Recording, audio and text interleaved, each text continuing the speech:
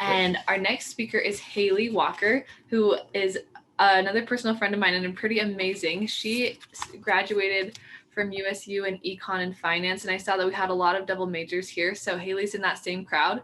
She worked at CGO while she was a student here, and she also was an intern at Chubb, which is the company we heard about earlier. And now she works at EY, which is kind of the shorter name for Ernst & Young, which is a professional service company with specialization in accounting and consulting. And she works in their Washington, D.C. office. So we're excited to hear more. Hayley, thanks so much for being here. Happy to be here. Can you hear me okay? Yes. Okay, great. You guys just hit an hour, I think, on today's call. So if you need to take a second, stand up, stretch, I'm not ended. And I am also going to try to share my screen. And I live on Microsoft Teams. So Zoom is a little bit new to me, which is crazy. You know, we're a year into this pandemic and I haven't had to share my screen on Zoom yet. Okay. Maddie, can you let me know if you can see that? Yeah, it's just, yeah, I can see it. Okay, great, because I can no longer see you guys. So here we go. Okay, so I wanted to start off with a little bit about me. Like Maddie said, I graduated from Utah State with a double major in finance and economics.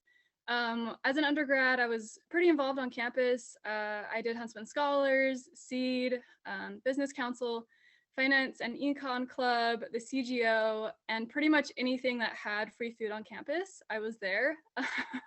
Would recommend. I ate a lot of Domino's pizza as an undergrad. So that's a little bit about me. I can't believe it's almost been, a year and a half since I graduated. I think Maddie also covered a little bit on the internships that I did. And I have them here. And as you can maybe gather, my internships were kind of all over the place. I think I did five internships as an undergrad, and then I got bored between the time I graduated and started my job because I had like a 4-month break. So I actually squeezed another internship in that time. And really, my biggest takeaway from all of these internships was that I enjoyed doing a lot of different things. I had worked in nonprofit, I'd worked for a Fortune 500 company, I'd worked in DC with a lobbying firm, I had done research, and I had done tech consulting, and I really enjoyed all of it. And so when it came time to, pick a path and find my first job, it was a little bit intimidating because I didn't know where to start because I knew that I liked so many things. But as I was reading through applications for jobs, I found Quest. And Quest is a team at Ernst & Young. Quest stands for Quantitative Economics and Statistics. And so I interviewed with them in Washington, D.C., and ended up joining officially in May of last year.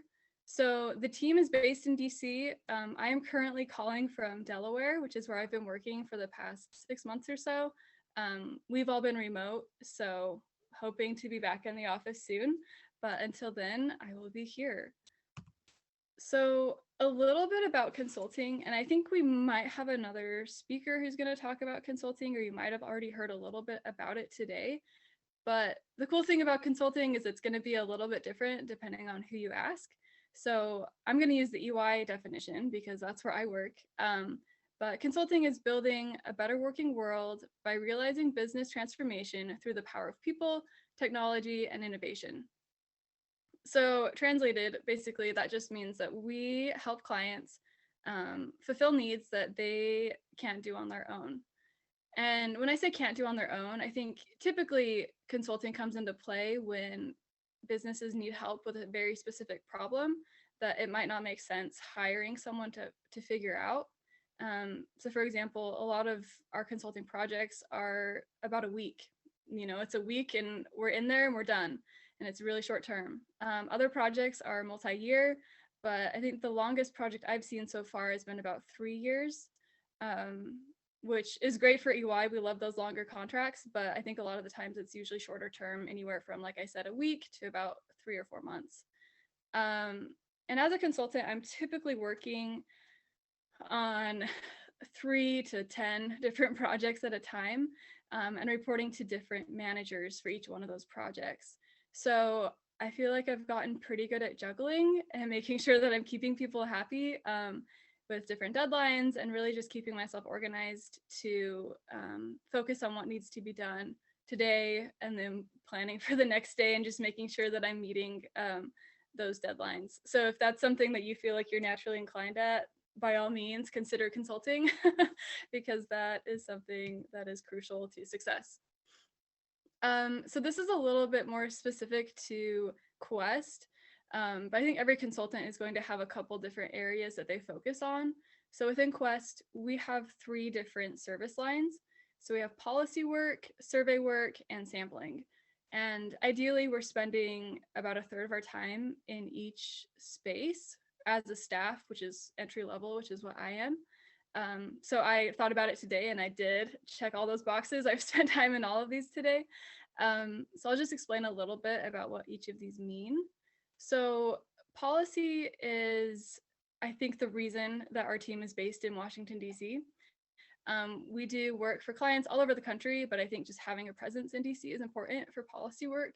So we've done a lot of economic impact modeling, which is basically when a company wants to be able to put numbers behind the statement of we are supporting X economy. So whether that's a local economy, like a city, or a state economy, or a country economy, we analyze their impacts on GDP. So looking at direct employment impacts, indirect employment. So basically, like, for every person that this company hires in a city, how many other people get jobs to support that job, if that makes any sense. So we do a lot of that for clients, and they really use that as leverage when they're going into different tax policy chats on the Hill, or wherever that policy is being passed or potentially passed. We also do location advisory, which is pretty fun. It's basically trying to answer the question, where should I build my new office or new plant? And so we look at the workforce, we look at the cost of operations, we bake all of that into our model that we use, and we can give them a pretty good answer as to costs and benefits of each location that they are thinking of building a new presence in. I've also done carbon tax modeling. We are very tied to, obviously, politics. And so we've done a lot of analysis based on what Joe Biden's platform was. And one of those that I was on was his carbon tax policy or proposal. We also have done a lot of ESG advising. ESG is just environment, social, and governance work. So basically being a good corporate citizen. And so we've been helping companies really make sure that they are being strategic about their strategy, and my consultant maybe, but just making sure that they're very streamlined and focused on what their strategy is concerning ESG, and making sure that they're reporting to people so that investors know what they're doing in this space. Another project that I've been working on has been COVID relief tracking. So gathering information about what different countries are doing regarding COVID stimulus and fiscal policy. So that wraps up my policy exposure, but that's just, a handful of projects that I've been on while at Quest. Survey, I think, is a little bit more self-explanatory. We recently switched to Qualtrics, which is exciting because I did that at Utah State. So when we made the switch, I was really excited because I had some experience with that. So basically, we're just helping clients create and execute and analyze surveys.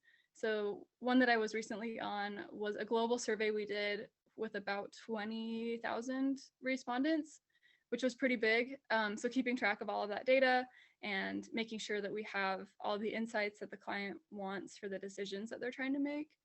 And then fast forwarding to sampling, I think, was it Chase? He mentioned they had just moved from SAS to Python. So we still do a lot in SAS because all of our sampling projects get sent straight to the IRS. So the IRS likes SAS, so we do SAS. But it's been really fun to learn. It was super intimidating. My first couple months, I didn't know what was going on because I had never worked in SAS. But Quest expects that, especially with recent grads. Like, people just aren't working in SAS. So they're really helpful at helping me get up to speed and really getting comfortable with that new language. Cool. And then with that, just to wrap up before we go to questions, I am so glad that I majored in economics and finance. My husband's in med school, and people, whenever we are introduced to new people, they always assume I'm in medicine, which I am not. That is not something I'm interested in. But he always says, no, she was smart and she did economics. And I was like, yeah, that's right, because it's such a versatile degree and you really can do so much with it. Specifically for my job, I feel like it's been helpful just understanding the intersection of government and business and just how incentives work, and how different policies, especially tax policies, can affect the economy. I feel like USU did give me a pretty good intro to programming. I was by no means an expert, but I had enough experience where I could put it on my resume, which I think was all I really needed to help me get the job. Obviously, like critical thinking and quantitative problem solving, I use that every day. And then just having a math and stats background. I hated stats before I graduated. I used to call it fake math. But I obviously do a lot of stats in my job and I've grown to love it. So if you hate stats like I did, there is hope for you. It's really not that bad once you really get into it. But I think with that, we will hop to questions. Here's my email. I think we'll put it in the chat, but this is the best way to reach out to me. I'm always happy to talk with Aggies and help out with anything that I can. So with that, I'm going to stop sharing my screen. Okay, cool.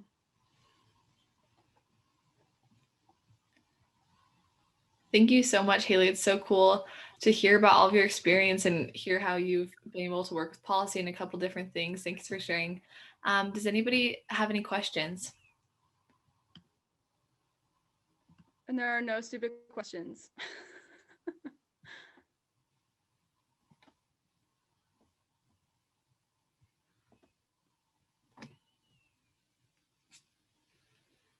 There's one in the chat. Find all my internships. Well, Nate would know. Nate was there. Nate helped me find all of those internships. I think the real struggle is just finding your first one. And then once you have one internship under your belt, you can really go anywhere. So my first one that I found was through a professor, Chris Fossen. He's great. If you don't know him yet, please get to know him. But he really helped me find my first internship through a connection of his. And then from there, I was able to leverage that with help from Nate and Paul Felstead, to really find different opportunities out there. And that actually reminds me of a question I have. So we talked a little bit earlier in the day about networking. Someone mentioned it. I was wondering, networking is a little bit of a harsh term, maybe just making connections. Is there anything you've learned from different internships? You've had experience in several different places. Anything you've learned about like building connections that have helped you launch to your next adventure or your next internship or whatever? Yeah, for sure. I think networking can be a really intimidating term. I don't know if this is right, but this is how I see it. I just think of it as like being nice to people. Be nice to the people that you work with. Be nice with the people you interact with, because you never know when you're going to see them again and what position they're going to be in when you see them again. And so I feel like that's just made it easier for me to just network, but really just keep in contact with people and be nice to them. Also just be bold. I remember before I got an invite to interview with Quest, I actually flew to DC just to meet with some of the people because I really wanted it. And so I met up with them, and then, I think it was the day I was scheduled to meet up with them, I got the interview invite. So I ended up flying back to DC like a week later to interview. So don't be afraid to just go for it. The worst that can happen is they can say no, and that's fine. But the best, there's a pretty big upside for just being bold and just going for it. So don't be afraid to reach out, especially to alum. I think we're always happy to talk to Aggies, so don't hesitate to reach out. That's really good advice, especially networking. Whenever I hear it mentioned, I start to get nervous because I feel like there's some performative aspect of it. But I do think that people respond really well to genuine connections. So being a nice person is a great way to move forward. And I like what you said about being bold. Thank you so much, Hayley, for being there. And like she said, her contact information is in the chat. So get in contact with her if you have any questions. Thanks, Hayley, for sharing so much with us. It was so interesting to hear from you.